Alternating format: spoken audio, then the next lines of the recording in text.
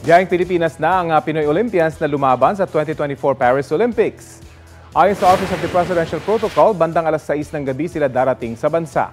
Susunduin sila sa Villamor Air Base at didiretso sa Malacanang kung saan sila sasalubungin ni Pangulong Bongbong Marcos at ng First Family.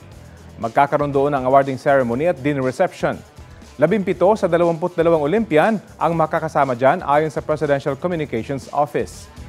Makatatanggap sila ng Presidential Citation habang Presidential Medal of Merit naman para kay Olympic double gold medalist Carlos Yulo.